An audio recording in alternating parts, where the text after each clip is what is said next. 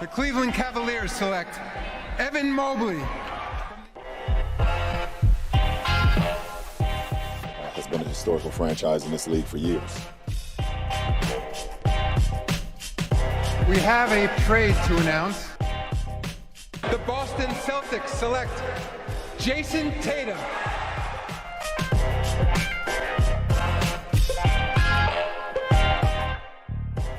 Hello, everybody. Welcome back to the NBA Front Office Show. Trade season, it is upon us, and we've got a lot of trade info to break down today. But first, we hit 15,000 subscribers on YouTube. So thank you to all of you who hit that subscribe button and have turned on notifications as well. The growth of this show continues to blow us away, and we are so thrilled that all of you have chosen to join us and listen and watch our shows. Very, very thankful for all of you.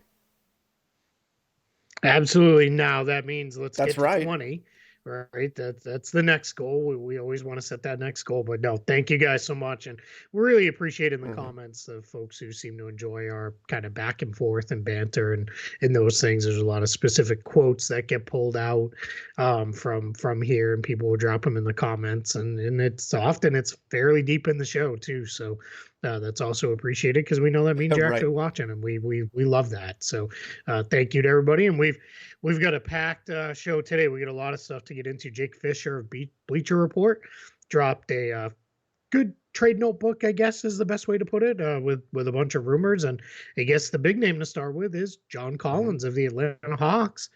And the Hawks are not setting all that big of an asking price for John Collins, a first-round pick and a starting caliber player. That's really all they want in return. I mean, if that's the asking price, now Collins, I mean, he's got a pretty lengthy contract and everything, but this is a talented player. It's not like he is overpaid based on his production, what he's doing out there. If this is the price, I would have to think that a lot of teams would be saying, I'll do that. Here you go.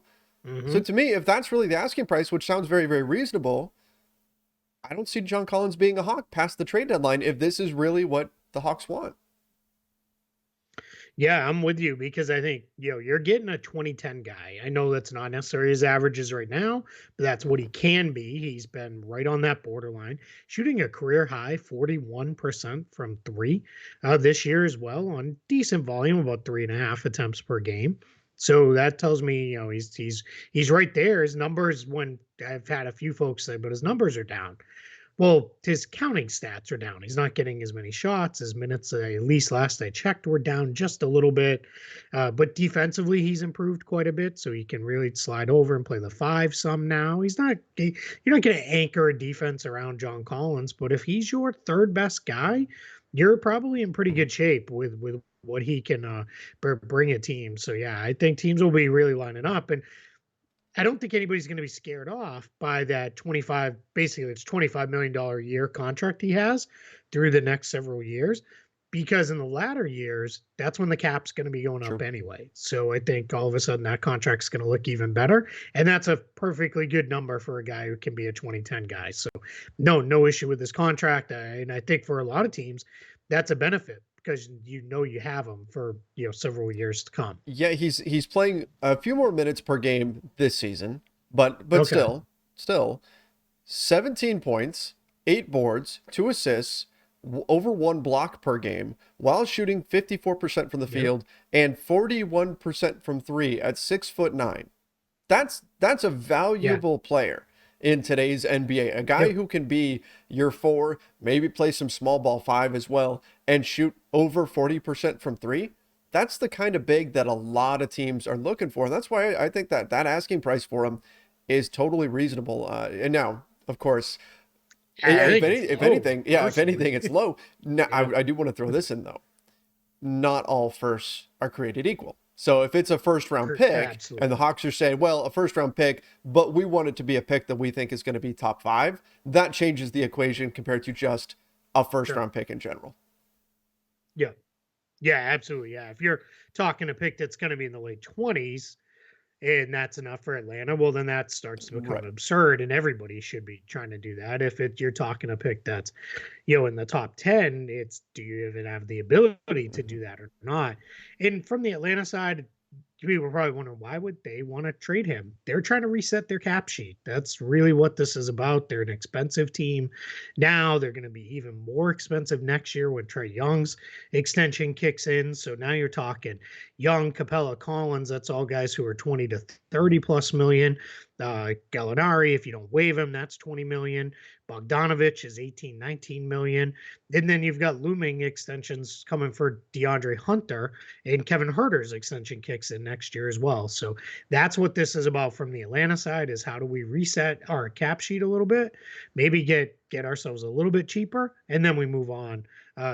From there, knowing it's been really a kind of disappointing season, even if they have started to win recently. Right. And by the way, we are going to be talking about All-Stars in our second show today. That's going to be coming out later. We're going to break down what the All-Star team should look like based on how we feel about it. But, John Collins is a guy who conceivably could get to that level, could get to that All-Star level. And so, again, I think that he's the kind of guy that teams are going to take a shot on. We do need to jump to the Portland Trailblazers, though. And this is a team. Does anyone know do the Blazers... Chunky lemon milk. Oh my gosh. Do the Blazers know what the Blazers are going to do at this point? This team is way past their expiration date. They've got to do stuff, but what stuff exactly? It feels like there almost just needs to be a wipe the slate clean type situation. I know they're not going to do that. They're not going to trade Dame, but this is almost a burn this thing down and start from scratch at this point. Again, not realistic to expect them to do that, but it feels like there's just so many different things that they can and should do right now. And I don't think they get all of it done right here at the trade deadline.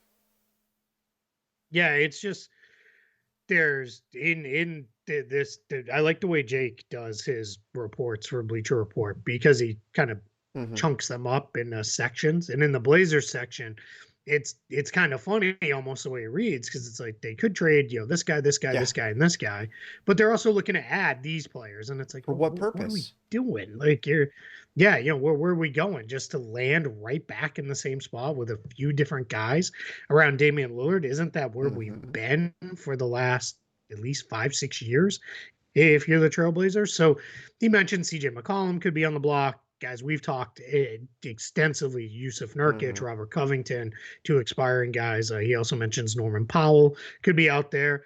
I think no names that really are surprising, right? Not Damian Lillard. It's basically everybody else.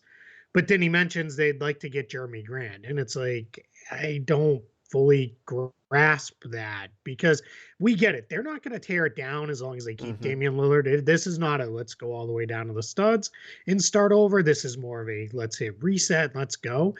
So I guess if you could, flip Norman Powell for Jeremy Grant, sure, why not? I don't think it's going to really hurt you going forward. It probably rebalances your lineups a little bit better, if anything.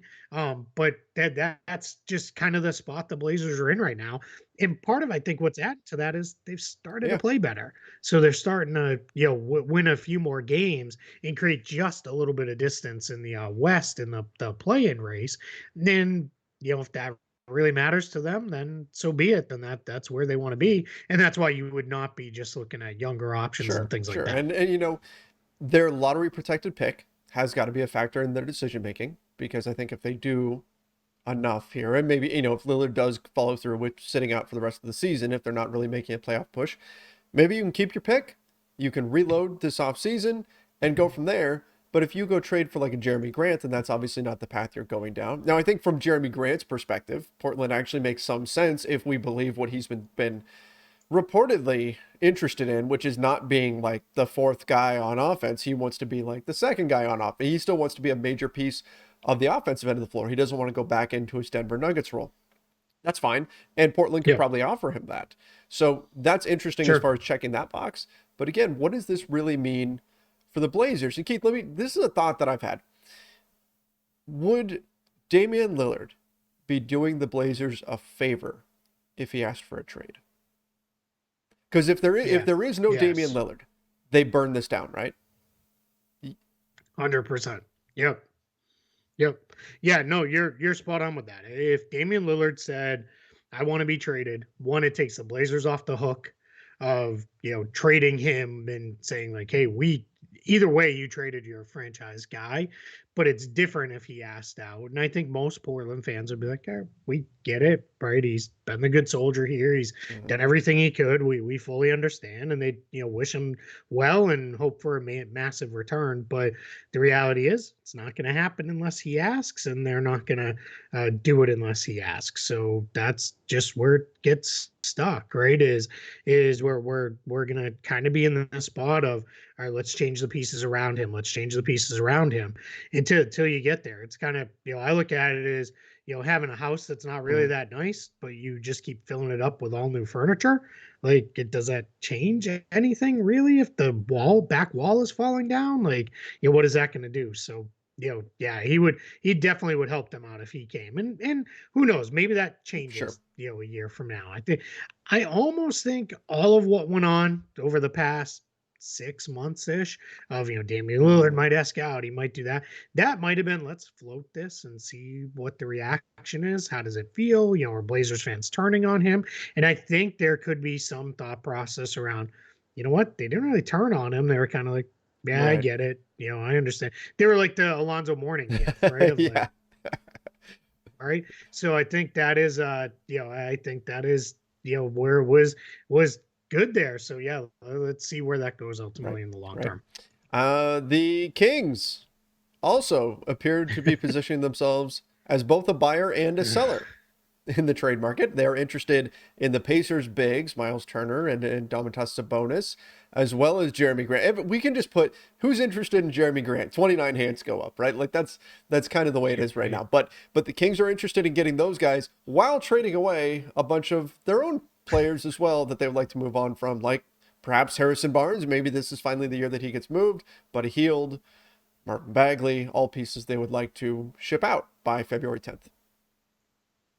Yeah, I mean, talk about just resetting, but that's resetting around not even the success that Portland has had. That starts to become a, hey, let's reset it. That's buying the furniture before the house is even built. Right. It's like, let's go buy all this furniture, to fill up the house, but there's no roof. Wow, that's all right. We'll figure it out later. But it's all getting wet because it rained. That's okay.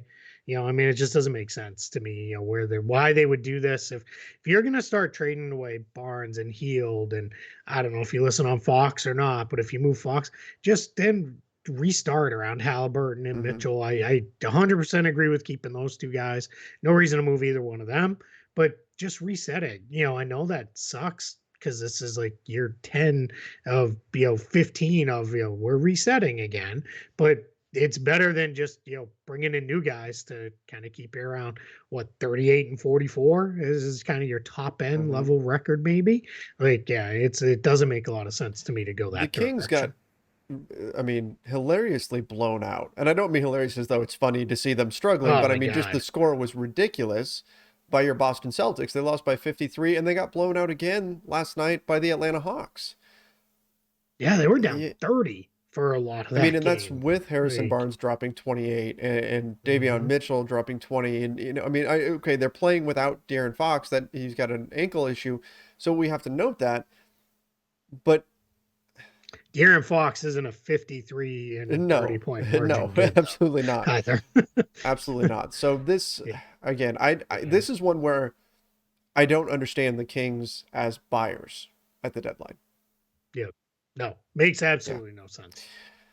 Yeah, the Bucks are reportedly interested in a big man, which isn't a surprise. Boogie wound up signing with the Denver Nuggets. The Bucks did try to leave that door open in the future, but the Bucks are known to be out there looking for a big man on the market. We're going to get to the Rockets in a minute, but maybe like a Daniel Tice, something like that might be an interesting fit for them. I'm just throwing that out there, but they are going to be looking for a big man. And I obviously don't think they're looking for, a Miles Turner level, Sabonis level, one of those types of guys. But I think they can probably find a rotation big somewhere. The question is, what price are they willing to pay? Yeah, that's the big part, is that they don't have the contracts to move to go get a Turner or Sabonis level guy. But if they're open to moving Dante DiVincenzo, you can get in the mix for Daniel Tice or somebody like that. And my guess is they want someone who can be a reasonable facsimile of what Brooke Right. Lopez gives them while lessening the burden on Bobby Portis. I think ideally they'd like to return Portis back to his bench role where he kind of comes flying in and is giving them all kinds of energy and doing the things he does. And then you could start a Daniel Tice type if Lopez can't make it back, who offers you fairly decent defense around the rim and can shoot with range. He's completely out of the rotation in Houston. That remains one of the more odd signings of the offseason. It didn't make a lot of sense when it happened. It doesn't make sense now. They don't fully get it. Now, if they turn it into something even semi-useful, great. Good for them. But that's the tricky part is how do you go get that big if you're Milwaukee? Because it's not going to be somebody who's probably going to get people super excited. But if it's just a depth balancing move, then that's certainly worth it if you're the Bucks because you're trying to defend the title. You're not looking for how are we set up for the next 4 or 5 years. You're trying to win again right now. Absolutely. Speaking of the Rockets, Daniel Tice is indeed getting interest. And the Rockets, they want a first for Eric Gordon. Think they get it? I don't think so. Maybe protected that or screams something. to me.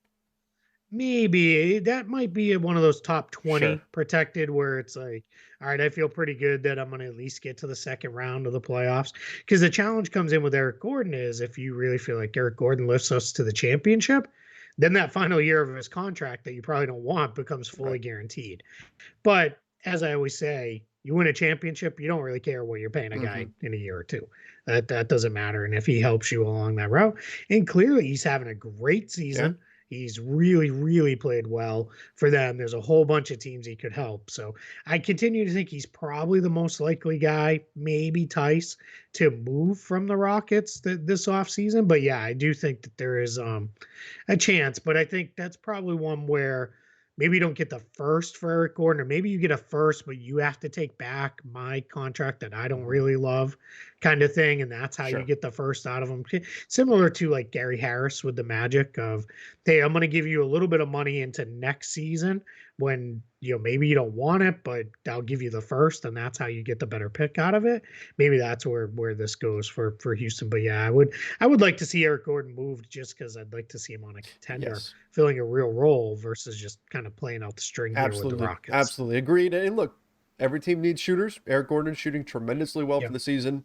Would like to see him move, but I don't know if anybody's want to. Like if they're saying unprotected first, I don't see it happening. But again, not all firsts are created equal, so maybe there is some wiggle room there. The Cavs still open to using Ricky Rubio's contract. He is out for the season.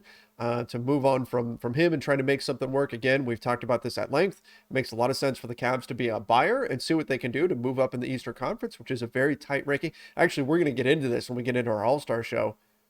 I had a real difficult time with the All-Star picks for the Eastern Conference. The West, not so much. I think that goes to show the way things have been this season. Yeah. I agree. I think the East was a little bit harder for sure.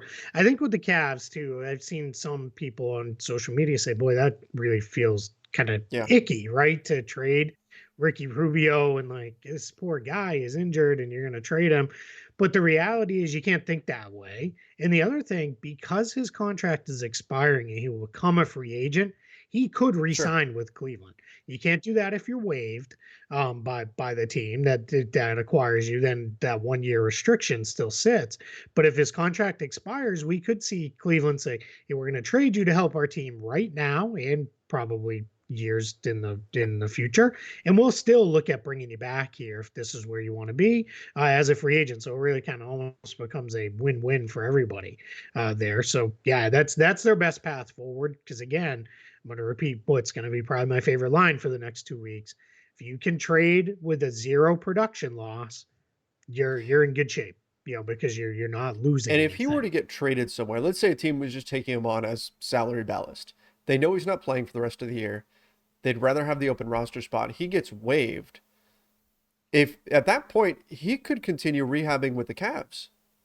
If he as a free agent, if the team getting him, so he wouldn't even necessarily. And I know we look at it as, oh, this is so mean of the Cavs. he might not even have to leave. Just the only difference for him would be his Mhm. checks would be coming from another place, and that would be Yeah. it. Yeah, that's it. Yeah. Um, Yeah. I doesn't care no, about not that at at all. all. Uh, He doesn't even get them. That's a direct deposit, there baby. you You don't go. even look at where that No one's live, coming from. It's first and 15th. That number hits the bank no account. That's all live you checks care for about. you, I don't man. care who it comes from. That's it. The Celtics, they are checking to see what they can get for Al Horford, Marcus Smart, Dennis Schroeder. Gosh, I wish we had a Celtics expert here that could talk about this in more length. Keith, what's Yeah. going on here? Yeah, the Marcus Smart stuff is not surprising because he's on that mid-range, very tradable contract, even with his extension coming in. The challenges from folks I've talked to is they will only do that if they can get some form of long-term point guard answer back in return, because they don't. That still is the position where they don't really have a whole heck of a lot there. Al Horford, that's interesting because that's a pretty big number at about 27 million. So now you're moving that could get you something, and he's only guaranteed for 14 and a half Mhm. million next year. So the team acquiring him could presumably get a good chunk of cap relief going into the next season. And then Dennis Schroeder, I mean, I don't need to beat this dead horse, but this was always set up to be a 1 year arrangement, Yeah. most likely.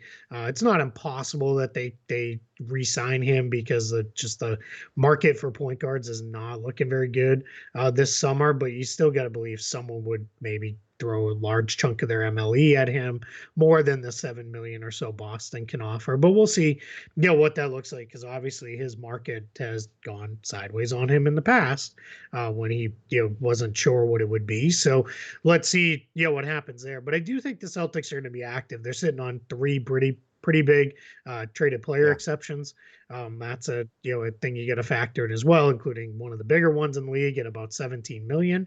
So whether it's now or in the summer, they're going to do something to avoid the luxury tax. That's of certainty. I can guarantee they will not be a tax team this year unless in the next 2 weeks, if they win every game in the next 2 weeks and they really start rocking it up the standings, maybe they add and say, hey, we'll add now, we'll be a tax team next year, and so be it.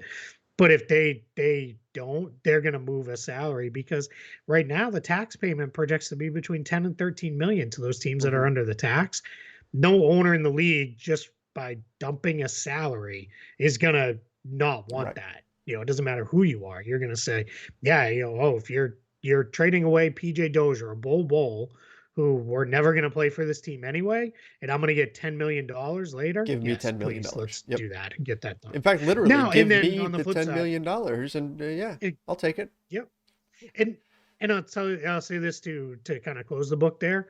Then if you're Brad Stevens a year from now, year and a half from now, whenever it is, when you're like, hey, I need money because I can add this guy, but it's going to add 10 million to our books, you would hope ownership would say, You done, saved it. because you got me Yep. that 10 million, the year prior or whatever. So that's why you do this. It's not from the owner's perspective. Sure, it's about their bank account, and no one should care about the bank account of millionaires Right. and billionaires. But from the team building perspective, that's where you should care, because then that becomes an easier conversation to say, hey, I deducted the tax for you. Now I want to go into it. Then they should hopefully then say, yeah, no Right. problem. Let's go. Absolutely.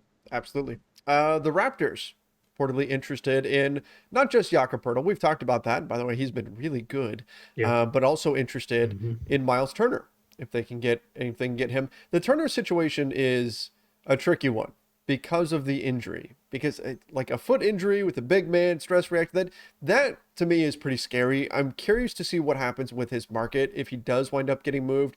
But just something to note, the Raptors are indeed interested in bigs, and it's not just limited to Jakob Poeltl. Yeah, and I think the thing with Turner, I've said this before, but it bears repeating, is you're probably acquiring him with a season plus in mind, meaning this is as much about Mm-hmm. next year for us in the long term as it is for just the rest of this season. Because you don't know, we kind of take whatever we get this year as a bonus, but as long as we've got them going forward into the future years, that's great, because then we're really set up well Right. moving forward. Right. Lastly, the Oklahoma City Thunder. Everybody wants a first round pick. The Oklahoma City Thunder want a first round pick for Kenrich Williams. That's the rumor that's out there. This is a player that I think a lot of teams would like because they look for that type of wing player. I don't know if they get a first though. But again, I've said it a bunch of times, not all firsts are created equal. I don't know though if they're going to get that. If they can, I mean, they're going to take picks if they can get them. But sure, I don't know if teams are going to be willing to pay that. Well, the reality is he makes $2 million. So literally everybody can acquire Kenrich Williams. I mean, I'm not doing this to pick on the Lakers, but he'd come in there being a massive upgrade over, half the roster. He's good. Right now, if you could get him. Yeah, he's very good. And that's the same with, any number of teams. But that was more of a way to say, even the Lakers, who are kind of hamstrung by their ability to acquire good players, they could go get Kenrich Williams. I'm not saying they should give up a first round pick to do that. Although maybe I don't know. That's a deeper conversation that I really want to get into with that one. But that's the point of this is everybody in the league can go trade for him if they'll meet the Thunder's asking price. But if you're the Thunder, you're kind of looking at it and saying, let's just say we start pushing this thing forward a year from now. We get him for $2 million. I didn't know. Like, we're going to sit on this. And again, I just did a round of projected cap space. The Thunder do not project to be a cap space team next year. As crazy as that may sound, they don't look like they'll be a cap space team because you have Shea Gilgeous-Alexander's contract extension kicking in, and you also have Derek Favors will likely opt in. You've got first round picks that'll be on their books, so it's just going to be hard for them to get to being this team like they are this year, where they're $30 million under the cap still. They're not going to be in that same position next year because of those factors. And you look at his production. This is a guy who's shooting 38% from three, can defend a number of players on the wing, but he's also 27 years old. And that's not to say that's old or anything like that, but he's more in his prime right now. And I don't know if that's where OKC really is. Like, by the time OKC is good and ready to win, where's Kenrich Williams? It's possible he's still a very, very useful player. I'm not saying they are so far down the road that he's too old for them, but he's probably a little bit at the older end of what they're looking at in terms of players. So it makes sense for them to at least find out what's out there for him. Yeah, set that high asking price. If someone meets it, great, and off we go. If nobody does, we still have a productive player and a really great contract for the next season and a half. All right. Appreciate everybody joining us. Later today, we're going to get into our all-star picks, so be on the lookout for that video that's going to be coming up in just a little while. Again, appreciate everybody who has subscribed right here to the NBA Front Office YouTube channel, turned on those notifications as well. We continue to grow, and we're going to be right here with you all the way through the trade deadline. Till next time, everybody, stay safe and see ya.